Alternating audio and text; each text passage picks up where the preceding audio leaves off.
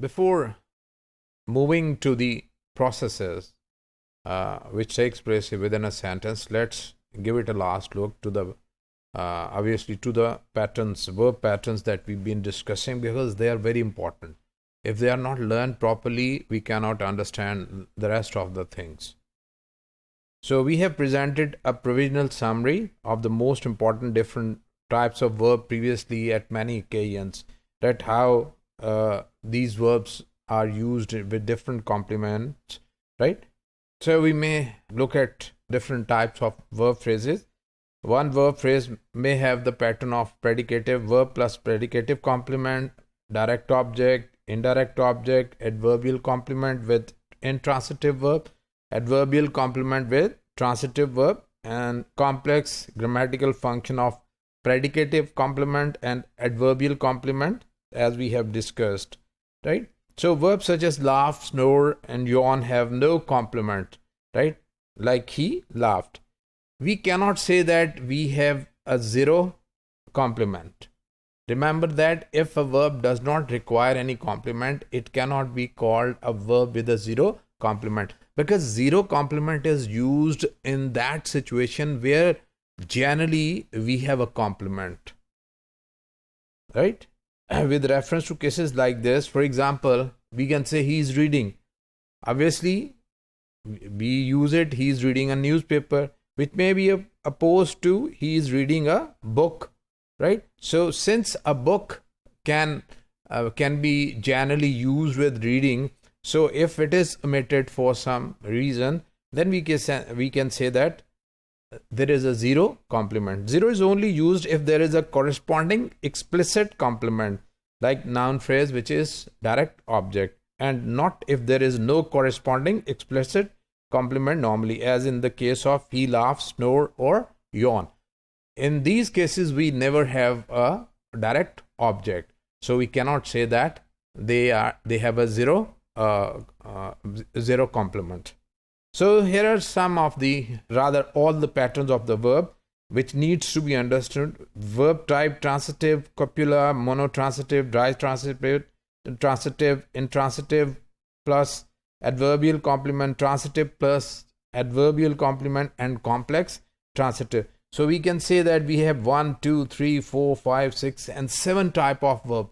On the basis of these 7 type of verb, we can easily say that there are 7 sentence types in English language.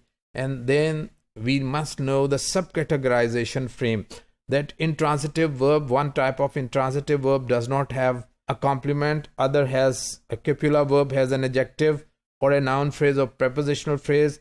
Monotransitive may have a noun phrase or a sentence, and ditransitive may have a noun phrase, or a noun phrase, a prepositional phrase.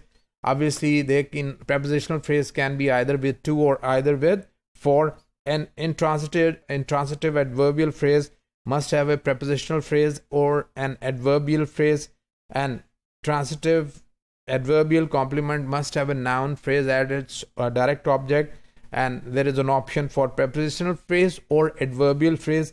And complex transitive verb must have a noun phrase as well as an adverbial phrase or a noun phrase. So we can have example of all these verbs, and you can see that they have the function subject plus verb, and predicative complement, and you can see at different types. So you must focus on this summary and learn that these frames are very important, because all the sentences that we can think of revolve around these seven types of verb frames. So unless you master these frames, it is difficult to understand English language. Beside these complements, we can have adjuncts and complement as well. The table gives only the elements which are minimally required in a sentence. Obviously, these are obligatory constituents, right? So optional adjuncts can be added fairly freely. We can have many adjuncts which are optional in a sentence. So starting from the basic structure, such as, for example, if we have a sentence, the doctor put the girl on a diet. We know that the girl put is a verb which can have noun phrase and a prepositional phrase. Noun phrase, the girl is the direct object, and adverbial complement is on a diet. We can add, and it's not optional, or this adverbial complement, it's obligatory. We cannot omit it, right? It is non-omissible.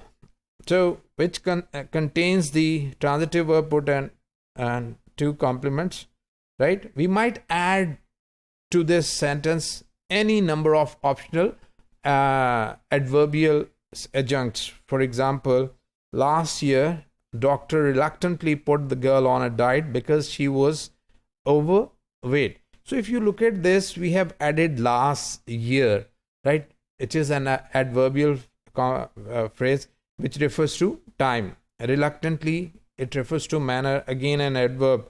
And because she was an overweight, it's a sentence. So, adjunct of time, adjunct of manner, realized by adverb phrase. So, because she was overweight, it's an adjunct again. It's of reason, realized by a sentence. So, you can see that so far as adjuncts are concerned, we have freedom to use 1, 2, 3 according to our need. Right? If omitted, the sentence will remain correct. There won't be any problem. If we omit any of the adjunct, there won't be any difficulty in understanding the sentence. But if we omit any of the adverbial complement or any important predicative complement, then the sentence will be in danger. And so far as its comprehension is concerned, it will become ungrammatical. And nor does the lexical verb put change its meaning.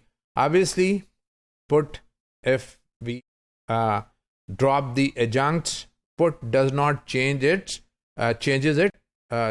meanings, right? It remains the same, right? So we have discussed about the verb patterns, their summary, and the adjuncts. We have talked about in a summary what is important constituent and what is obligatory and what is optional, right? So understanding this all is very important.